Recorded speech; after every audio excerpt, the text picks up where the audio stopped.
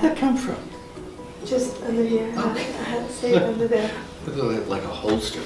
I wish. Well, we're in Texas. So, my first question is, what inspired you to write this book?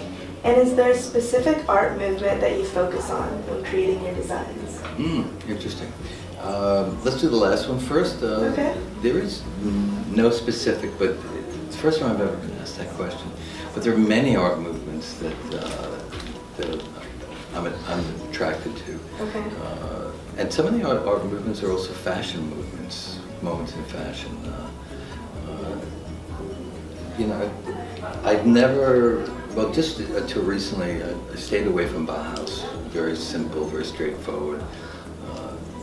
Just last year and a half, created a group called Pure Form. Okay. And used mixed metals of bronze and silver and gold, and then working with the patina, so it's much more sculptural. Mm-hmm. They're downstairs now, I'm sure. But it's true that artists are involved in history. They have to take, if they've gone to school, they take art history. But basically, art history is history. It's what happened during that time. It's like music, the music of the time, the harpsichord, and the different sounds. It goes with, it fits with that moment. Together to create the So, our jewelry spans back to caveman, to pre-language. It has that. That's the first thing that attracted me was when I think it was in 8th or 9th grade, and I took a book out from the library, and it was a book on the caves of Lascaux in France, and this is caveman. Yes, yeah. Unbelievable. When you see that, it connected me to the world, because pretty much I was out there. I was dyslexic, so couldn't read well, and I was attention deficit, so I couldn't sit in one place long enough to keep a concentration, unless it was really interesting. And most of school wasn't. So that's kind of what drew your interest. Yeah, but you see this is forget being a culture, that this is a time of pre-language, and the expression is art. Yes. So and it's never changed. The expression has always been art. The human expression is deepest felt through the arts. With singing, music, plays, sculpture. It's this incredible want to express, and it's a human need. It's therapeutic. I'm an artist. I like painting. Oh so yeah, it helps me. Things come because you're focused into your world, and actually what happens, I think, is that if you're really getting it, it's not a matter, no value difference, good, bad, whatever. If you're really getting it, you're in your world, and as you say, it's therapeutic because you're not involved in criticism. You're not involved in, I hope we can sell this. You're just doing what you do. Impressing everyone. Right. And it's like church. I mean, I guess what church would love to be in its highest form. It's inspiring that you can just feel your being. That's like, wow. And then when you're painting or sculpting, you're just in that moment. It's like they call in the zone. Yeah, I agree. Yes. It is. There's nothing better. Yeah. I think. And so, what inspired you to create this book and bring this all together?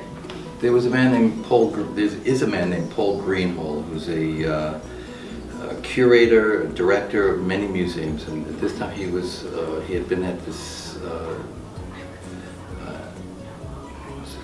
Victorian V&A in London, big museum. One of the directors. He came to the Corcoran in Washington D.C. and we had arranged to do a artist series, just like sitting Q&A. And he had just arrived, maybe 6 months before, and he's from London. I don't think he knew anything about anything. First of all, I talked to him and couldn't understand what he was saying. It was a really thick accent. Yes. But he writes on craft, and he writes on skill. Painter himself, and he knows the subject, but he didn't know us. So he kind of boned up on went around. And when he got up to speak in front of the audience, he contextualized us in history. And I was like blown away. He said, "No." He said, "I've done a bit of research, and there's no one, with the exception of a Tiffany, that has an institution or really brand, as Americans would call a real brand. But what's curious about this brand is, one, is the size is quite large. It has the same voice. David and Sybil is the voice. It's recognizable, and it's craft. And it's a large model of craft that he's compared it to Lalique, was a jeweler, but also made perfume bottles and had a factory of like 1,200 people making perfume bottles. It's a craft. Yeah, and so the combination of a craft that stays true to the vision and the workmanship, and still is producing and using industrial methods, but still remaining craft. He said it's quite unique. Very unique. Hard to come by. Hard to come by, exactly. It is. Yeah. So he said, you should write a book. I said, I'm not going to. He said, no, I'll write it. I said, no, I don't want. We became friends. He'd come out to our house in the island and Long Island, and we visited him in London. Now he's in the Sainsbury Museum up in Norwich, and he said, you got to write a book. And we spent the next 2 years, and actually we did interviews with a woman named Pamela Golbin, who's the director of the Louvre Decorative Arts at the Louvre. And we did a lot of interviews with her, so we used the information from those interviews. She was originally going to do the book, but she was so busy. She was doing 4 books. Wow. And one of her own, so 5. Yeah. Well, they're all involved with the Louvre, but one was her own book, so she was really busy. So we used some of the interviews with her. The thing was, it was going to be a book on us. Yeah.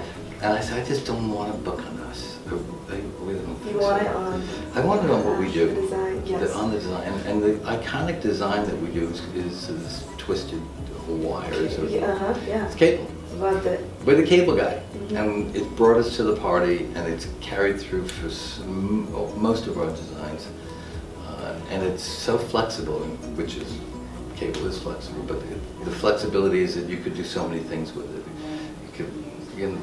The Romans had it, the Greeks had it,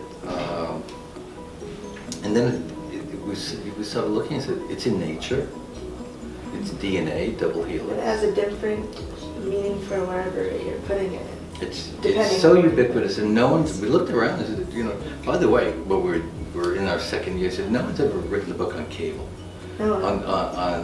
So some of the things we hit on is like, our shop, we have 4 floors in New York, downtown, and diagonally across from us is a building that says Roebling.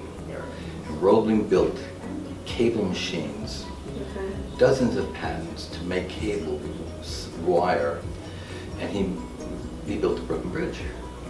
He's right across from us. Wow. Look at this Roebling. And he and his wife worked together. They were a combination. So it's like kismet. It's really funny how life does things like that. Yeah. Well, thank you so much for meeting with me today.